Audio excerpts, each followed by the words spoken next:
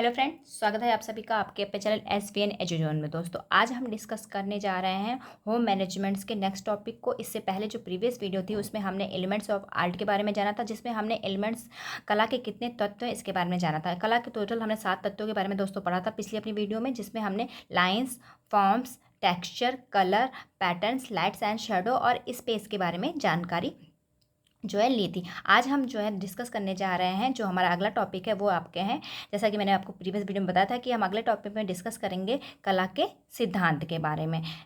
सिद्धांत यानी कि प्रिंसिपल्स ऑफ आर्ट्स के बारे में। अब प्रिंसिपल्स ऑफ आर्ट्स के बारे में दोस्तों जो है अगर हम डिस्कस करने जाए तो सबसे पहले आपको बताते हैं, जैसा कि उपयुक्त हमने जो है क्या कहते हैं कला के तत्वों का जो प्रयोग है उनका प्रयोग जो है, जैसे आपका था लाइन थी, जो रेखा, आकार, स्पर्श, रंग, नमूना, प्रकाश, स्थान, इन सब का प्रयोग जो है अधिक प्रभावशाली बनाने के लिए और सार्थक बनाने के लिए, तथा हम अपनी कला जो है जो हमारी क्या कहते हैं चित्रण, चाहे वो चित्रकला हो, जो भी कला आपके है उस कला में सुंदरता एवं आकर्षक बनाने के लिए इन सिद्धांतों का भी प्रयोग जो है अति आवश्यक होता है। इसलिए हम इन सिद्धांतों को भी जान लेंगे कि कौन कौन से सिद्धांत हैं। तो आज हम डिस्कस करने जा रहे हैं कला के सिद्धांत के बारे में। दोस्तों, आप लोग वीडियो पूरा देखिए। अगर आपको कोई वीडियो पसंद आती है तो वीडियो को लाइक, शेयर और चैनल को सब्सक्राइब करके बेल आइकन को प्रेस कर लीजिएगा, ताकि आने वाली जितनी भी वीडियो है उनकी नोटिफिकेशन आपको टाइम टू टाइम मिलती रहे। तो चलिए हम स्टार्ट करते हैं वीडियो को। वीडियो में सबसे पहले हम जानेंगे कला के सिद्धांत के बारे में, प्रिंसिपल ऑफ आर्ट। अब दोस्तों, अगर हम कला के सिद्धांतों की बात करते हैं तो इसमें जो कला के सिद्धांत है दोस्तों वो कितने हैं आपके,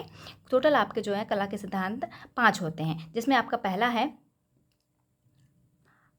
अनुपात, जिसे हम प्रोपोर्शन कहते हैं। फिर है हमारा संतुलन यानी कि बैलेंस, लय यानी कि रिदम्स, दबाव या फिर बल, जो है आप इसे कहीं कहीं पर आप इसको जो है आपको एग्जाम में दबाव के नाम से भी देखने को मिलेगा और बल के नाम से, जिसे हम इम्फेसिस कहते हैं। नेक्स्ट आपका आता है अनुरूपता या फिर एकरूपता, जिसे हम हार्मनी कहते हैं। अब हम एक एक करके इसके बारे में जो है दोस्तों जानेंगे।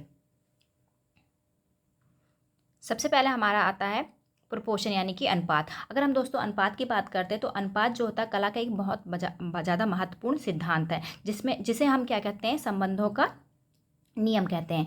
तो यानी कि लॉ ऑफ रिलेशन बोल सकते हैं। इसे हम क्या कहते हैं, लॉ ऑफ रिलेशन के नाम से भी जानते हैं।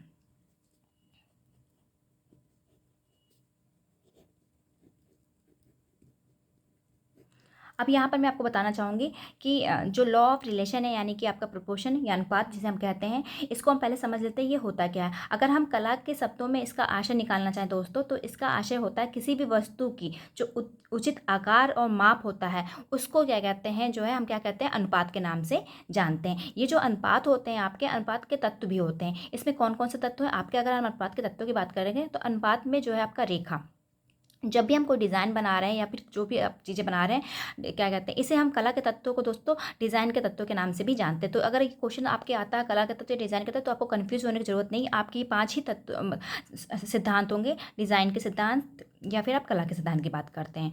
तो यहाँ पर जो है अभी हम अनुरूपता पढ़ रहे हैं, तो अनुरूपता को सबसे पहले आप यहाँ पर समझिए कि अनुरूपता जो होती है, जो किसी भी कला में किसी भी वस्तु की जब उचित आकार या माप जो होता है उसे ही हम अनुपात कहते हैं, प्रोपोर्शंस कहते हैं। और अनुपात के भी जो है आपके क्या होते हैं, तत्व होते हैं, जिसमें आपका आता है अनुपात में रेखा। किसी भी चीज़ का जो अनुपात है उसका रेखा जो होती है, जैसे कि अगर हम आप बात करते हैं, आपको यहाँ बताते हैं कि जैसे यहाँ रेखा, अगर हम कोई रेखा बना रहे हैं तो किसी भी डिज़ाइंस में, तो उसके बीच का क्या होता है, आपका एक सही अनुपात होना चाहिए। इसी तरह अगर अनुपात में दूरी की बात करें, कोई भी डिज़ाइन अगर आप बना रहे हैं किसी भी कला में, तो वहाँ पर क्या होता है, जो क्या कहते हैं आपकी डिज़ाइन है उनके बीच में समान दूरी का होना भी जो है आवश्यक होता है।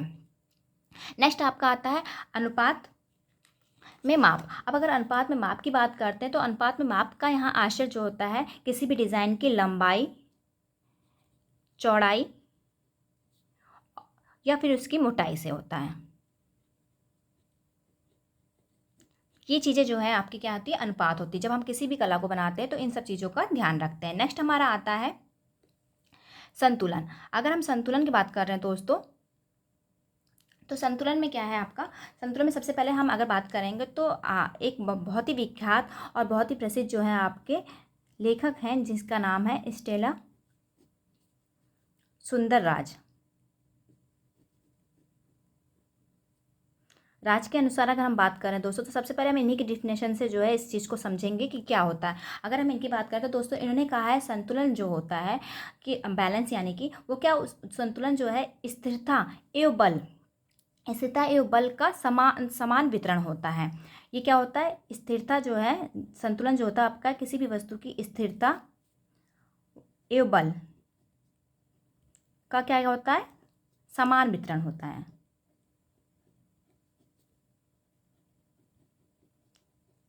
वितरण है। और जो कि आपका क्या दिखाता है, विश्राम और शांति को जो है दिखाने का कार्य करता है। यह रंगों व आकृतियों के ऐसे संयोजन द्वारा किया जाता है जिसमें जो होता है केंद्र के मध्य की अगर बात करते हैं, जो केंद्र है आपका उसके दोनों तरफ समान जो है आकर्षण आपको दिखाई देगा। जो भी वस्तु रखेगी, जो भी डिज़ाइन बनेंगे, उसका समान आकर्षण आपको दिखाई देता है। तो ये जो है आपका डिफिनेशन किसके अनुसार थी, स्टेला सुंदरराज के अनुसार थी। अब हम समझेंगे यहाँ संतुलन। अब संतुलन दोस्तों यहाँ पर डिफिनेशन के अकॉर्डिंग आपको क्लियर हो गया होगा कि संतुलन जो है किसी भी वस्तु की स्थिरता व बल का समान वितरण होता है। यानी कि अगर आप कोई डिज़ाइन या कोई भी संतुलन बनाते हो, तो आपने जो चीज़ केंद्र है आपका जिस डिज़ाइन का, उसके दोनों तरफ चीज़ें क्या होंगी, समान होंगी, तो वो आपका क्या होगा, संतुलन होगा। अब संतुलन के प्रकार भी होते हैं इसमें जो है, इस सिद्धांत में आपके प्रकार, अगर हम संतुलन के प्रकार की बात करते हैं दोस्तों, तो आपका आता है औपचारिक, अनौपचारिक और विकर्ण। ये 3 प्रकार के आपके संतुलन होते हैं। अब सबसे पहले हम जानेंगे औपचारिक जो है संतुलन क्या होता है। अगर हम औपचारिक संतुलन की बात करें दोस्तों, जब केंद्र के, इस औपचारिक संतुलन जो होता है वो क्या होता है आपका, इसको हम जो है समितीय जो है संतुलन भी कहते हैं। क्या कहते हैं इसको, इसका एक नाम और अभी याद रखिएगा, समितीय संतुलन। इसको हम सममितीय संतुलन के नाम से भी जानते हैं। इसमें क्या होता है दोस्तों, केंद्र के दोनों तरफ, जैसे कि आपका ये केंद्र बिंदु है, केंद्र बिंदु के जो है दोनों तरफ जो होंगे वस्तुएं जो होंगी उसकी स्थिति और भार जो होगा, उसकी स्थिति और भार क्या होता है, समान होता है। दोनों साइड में आपके जो भी वस्तुएं होंगी उसकी स्थिति और भार क्या होगा, वो समान होगा। ऐसे संतुलन को हम क्या कहते हैं, औपचारिक संतुलन कहते हैं। और ऐसे जो संतुलन होते हैं वो क्या होता है, किसी भी वस्तु की जो वास्तविक स्थिति होती है, वास्तविक संतुलन होता है, उसको दर्शाने का कार्य करता है। ये भी दोस्तों आपके 2 प्रकार के होते हैं। यहीं पर हम जान लेते हैं ये 2 प्रकार कौन कौन से हैं। पहला आपका आता है इसमें, जो औपचारिक संतुलन की बात करते हैं, तो उसमें आपका आता है द्विसुडोल जो है आपका एक प्रकार हो गया। दूसरा प्रकार अगर हम बात करेंगे तो इसका दूसरा प्रकार आपका होता है जो है प्रत्यक्ष। ये 2 प्रकार जो हैं इसमें भी आपके आते हैं औपचारिक में। अगर हम सुडोल की बात करते हैं दोस्तों, तो सुडोल में क्या होता है कि इसमें जो वस्तु होगी केंद्र के दोनों तरफ क्या होगी, समान जो है समान वस्तुएं जो है रखी जाती हैं। जो भी वस्तु आप रख रहे हो वो केंद्र बिंदु के दोनों तरफ क्या होगी, समान होंगी। सुडोल की अगर हम बात करें, और प्रत्यक्ष की अगर हम बात करें, तो केंद्र के दोनों तरफ इसमें क्या वस्तुएं होती हैं, जो भी वस्तुएं होंगी वो क्या होंगी, जैसे आपका केंद्र है तो इसके जो दोनों तरफ समान वस्तु नहीं होगी। ये आपकी जैसे एक साइड बड़ी वस्तु हो सकती है, दूसरी साइड छोटी वस्तु हो सकती है, या फिर यहाँ पर कुछ और रखा हो, यहाँ पर कुछ और सामान रखा जा सकता है। तो इस तरह का जो संतुलन होता है उसको हम क्या करते हैं, प्रत्यक्ष संतुलन के नाम से भी जानते हैं। तो यहाँ पर हम समझ चुके हैं औपचारिक संतुलन क्या होता है। औपचारिक संतुलन में जैसा कि मैंने आपको बताया दोस्तों, इसमें क्या होती है, जो वस्तुएं होती है केंद्र के दोनों तरफ क्या होते हैं, समान स्थिति व भार में समानता दिखाती होती हैं। 2 प्रकार की होती हैं, सुडोल और प्रत्यक्ष। सुडोल में क्या होता है, केंद्र के दोनों तरफ जो वस्तुएं होंगी वो क्या होंगी, आपकी समान होती हैं। और प्रत्यक्ष में क्या होता है, केंद्र के दोनों जो वस्तुएं होंगी वो क्या होंगी, आपकी असमान जो है होती हैं। ठीक है, नेक्स्ट हमारा आता है औपचारिक। अनौपचारिक की अगर हम बात करते हैं दोस्तों, तो इसमें क्या होता है, आपका जो केंद्र होता है, केंद्र के दोनों तरफ जो वस्तुएं होती है वो प्रकार तथा आकार जो होता है कि स्थिति उनकी क्या होती है, समान नहीं होती। अगर हम इसमें बात करते हैं अनौपचारिक में, तो जो केंद्र होता है उसके केंद्र जो 2 वस्तुएं आपकी होंगी, केंद्र के दोनों साइड जो आपकी वस्तुएं रखी होंगी वो आपकी प्रकार या आकार में जो है क्या होंगी, समान नहीं होंगी। यानी कि उनमें जो है विभिन्नता देखने को मिलेगी आपको। इस तरह के जो संतुलन होते हैं वो आपके अनौपचारिक संतुलन के अंतर्गत आते हैं। जैसे कि अगर हम बात करते हैं दीवार पर एक तरफ क्या कहते हैं, कोई बड़ा जो है फूलदान हम क्या कहते हैं रखते हैं या तस्वीर लगा देते हैं, ठीक है, और दूसरी तरफ हम क्या छोटा तस्वीर का यूज़ कर लेते हैं। तो इस तरह का जो संतुलन होता है वो क्या होगा, आपका अनौपचारिक संतुलन के अंतर्गत आता है। यहाँ पर आपको औपचारिक और अनौपचारिक दोनों ही चीज़ें आपको क्लियर हो चुकी कि दोनों क्या है आपके किस तरह के संतुलन है। नेक्स्ट हम बात करते हैं विकर्ण संतुलन की। अब विकर्ण संतुलन क्या होता है दोस्तों, अगर हम विकर्ण संतुलन की बात करते हैं तो विकर्ण संतुलन जो होता है एक ऐसा संतुलन होता है जो कि आपके केंद्र से वस्तु के चारों तरफ। अब यहाँ पर केंद्र विकर्ण का मतलब जैसे कि आप समझ सकते हो दोस्तों, विकर्ण का मतलब क्या होता है, जैसे कि अगर हम सूरज की बात करते हैं, सूरज क्या होता है, जो अपना विकर्ण होता है वह समान अपने चारों तरफ जो है समान तरीके से उसका फैलाव करता है। तो विकर्ण जो होता है, विकर्ण संतुलन भी आप इसी तरह इस एग्जाम्पल से समझ सकते हैं कि विकर्ण संतुलन एक ऐसा संतुलन होता है जो केंद्र के चारों तरफ समान बहाव देता है, यानी कि उसके चारों तरफ कैसा होगा, समान आपका वितरण होता है। तो इस तरह का जो आपका संतुलन होता है वो क्या होता है, आपका विकर्ण संतुलन के अंतर्गत आता है। नेक्स्ट हमारा आता है लय, यानी कि रिदम। अगर हम रिदम की बात करते हैं दोस्तों, तो सबसे पहले आप समझिए रिदम होता क्या है। रिदम की बात करेंगे दोस्तों, तो इस तरह के सिद्धांत जो होते हैं उनमें क्या होता है, आप जो लय होगा वो आँखों को एक गति प्रदान करता है। लाखों को क्या प्रदान करता है, एक गति प्रदान करने पर, मतलब जो भी डिज़ाइन होगी वो आपको क्या करेगी, गति प्रदान करती है। फिर वो आपकी गति जो है एक अगर हम इसको और अच्छे से समझना चाहें तो कला में जो लय का अर्थ होता है वो क्या होता है, एक सरल संपन्न ऐसा मार्ग होता है जिसमें रेखाओं, आकार, रंग आदि पक्षों का जो होता है क्या होता है, एक ऐसा जो है गति होती है जिसमें आंखें जो थे समान रूप से यात्रा करती हैं। तो इस तरह की जो आपकी डिज़ाइन होगी या फिर कला होगी उसको हम क्या कहते हैं, लय कहते हैं। अब यहाँ पर जो है अगर हम लय के प्रकार की बात करें दोस्तों, आप ये कह सकते हो जो भी डिज़ाइन होगी वो आपको क्या होगी, एक समान तरीके से उसमें आपकी आंखें जो होंगी गति समान लय से जो यात्रा करेंगी, चाहे वो कैसी भी आपकी डिज़ाइन हो। ठीक है, तो यहाँ पर जो है आप सबसे पहले हम जानेंगे लय के प्रकार के बारे में। देखिए अगर हम लय की बात कर रहे हैं तो लय का शाब्दिक अर्थ अगर हम सीधा सरल भाषा में समझें तो लय जो है एक ऐसी जो है कला या आकृति होती है जिसमें आँखों को क्या होती है, गति प्रदान होती है जो तत्वों को नियमित वृद्धि अथवा माप को चिन्हित करती है, यानी कि वो आपको नियमित वृद्धि भी कर सकती है और माप को चिन्हित करती है। ठीक है, तो इस तरह की जो चीज़ें होती हैं उसको हम क्या कहते हैं, रिदम्स या लय कहते हैं। ये जो होती हैं आपकी कैसे होती है, दो प्रकार की होती है, एक नियमित भी होती है और दूसरी आपकी क्या होती है, स्वच्छंद होती है। नियमित की अगर हम बात करते हैं दोस्तों तो नियमित जो होती है आपकी लय उसमें क्या होता है, एक रूपता।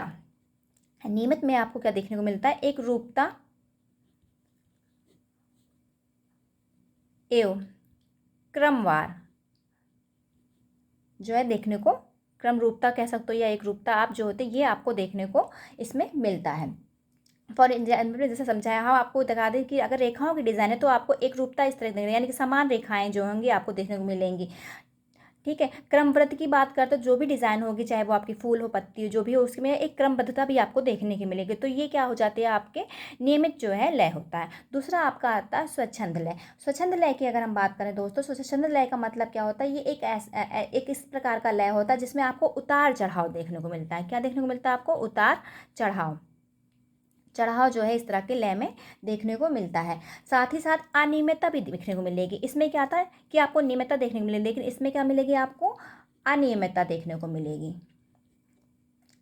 जो है देखने को मिलती है। फॉर एग्जाम्पल अगर हम बात करते हैं समुद्र की लहरें कैसे उठती हैं, तो इस तरह की उठती है। तो इस तरह की जो डिज़ाइन होती है वो क्या होती है, आपकी जो होती है स्वच्छंद लय कहलाती हैं।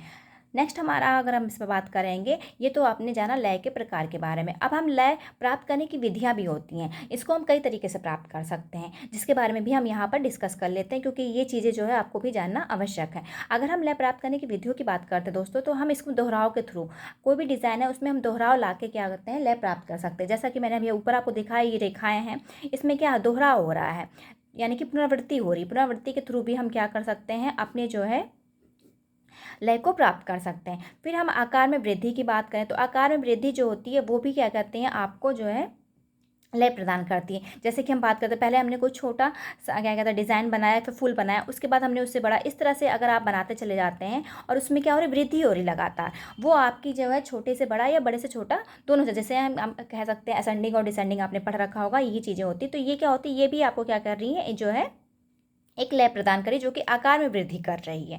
नेक्स्ट आता है विरोध द्वारा लय। अब विरोध द्वारा लय के मतलब क्या दोस्तों, विरोध द्वारा लय मतलब है कि आप जो है इसमें विरोधाभास उत्पन्न होता हो। जैसे कि हमने यहाँ पर रेखाओं की एक डिज़ाइन बनाई ये आपकी, तो इसमें क्या है, विरोधाभास। पहले क्या होता है, इसका आपको इस तरीके से डिज़ाइन जो है देखने को मिलती है, तो इसमें क्या है, तो इसे आप अब क्या कहते हैं, आभास वाला लय कहते हैं। फिर आता है विकर्ण द्वारा लय। विकर्ण द्वारा लय, जैसा कि अभी हमने बताया कि विकर्ण क्या होता है, आपको विकर्ण होता है जिसका सामान जो है क्या कहते हैं, चारों तरफ क्या कहते हैं, बहाव हो।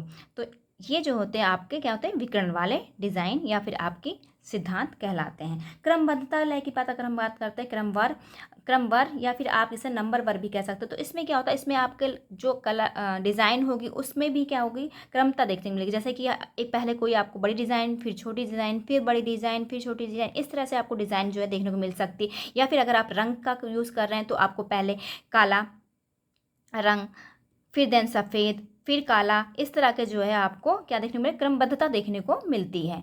तो ये जो है आपका क्या कहते हैं लय प्राप्त करने की विधियाँ थी। इस तरीके से हम लय को विभिन्न विभिन्न तरीके से प्राप्त कर सकते हैं। नेक्स्ट आता है हमारा अनुरूपता। अगर अनुरूपता यानी कि हार्मनी की हम बात करते हैं दोस्तों, तो इस तरह के सिद्धांत क्या होते हैं, इसमें आपको रेखा, जो कि कला के आपके क्या है तत्व है, रेखा हो गया, रूप हो गया, आकार हो गया, या फिर आप कह सकते हो उसकी बनावट हो गई, जिसे हम नमूना कहते थे, बनावट हो गई, एवं रंग आदि जो तत्व हैं आप इत्यादि के थ्रू क्या कर सकते हैं आप इसमें एक रूपता, यानी कि इन सब के थ्रू एक समानता या एक रूपता का भाव उत्पन्न कर सकते हैं। एक रूपता या समानता का भाव उत्पन्न करना जो है, करना ही क्या है आपका अनुरूपता, या फिर आप जिसे हार्मनी कहते हैं कहलाता है। इसमें क्या होता है दोस्तों, अगर हम क्या कहते हैं अनुरूपता की बात करते हैं, तो जो कला है, कला को सुंदर और सुव्यवस्थित करने में जो होता है इसका विशेष महत्व होता है, और जिसमें हम कला के तत्वों का प्रयोग करके एक रूपता, समानता यानी जिसे हम कहते हैं उसको उत्पन्न कर सकते हैं। तो उसे ही हम हार्मनी के नाम से जानते हैं। नेक्स्ट हम पढ़ेंगे बल के बारे में। अब हम अगर बल की बात कर रहे हैं दोस्तों, नेक्स्ट हम जो पढ़ने जा रहे हैं उसमें क्या है आपका बल को, जिसे हम क्या कहते हैं इम्फेसिस के नाम से जानते हैं, यानी कि दबाव।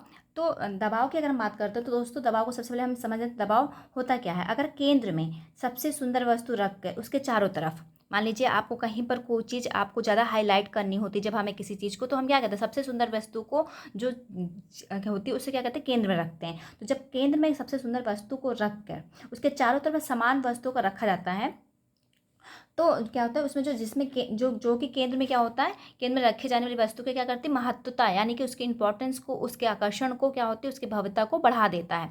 तो इस तरह का जो होता है किसी भी डिज़ाइन में हम क्या करते हैं बल उत्पन्न करते हैं, दबाव उत्पन्न करते हैं।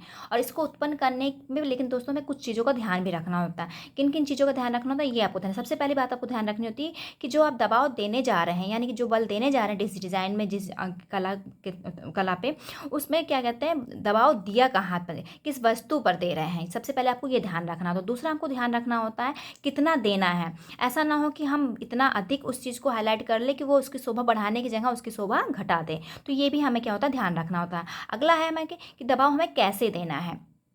कैसे देना का मतलब है कि कहाँ पर देना है, कितना देना है, कैसे देना है, ये आपको जो है तीनों चीज़ें आपको ध्यान रखनी होती। नेक्स्ट आपका आता है दबाव देना कहाँ पर है, कि आपको क्या कहते हैं सेंटर में रख के वस्तु को उस पर दबाव देना है, या आप किसी कॉर्नर पे वस्तु को रख के उसको आकर्षण दिखाना चाहते हो। तो ये सब चीज़ों को हम ध्यान रखते हैं किस में, आपके बल में, यानी कि इम्फेसिस में। तो दोस्तों ये थे आपके कला के सिद्धांत।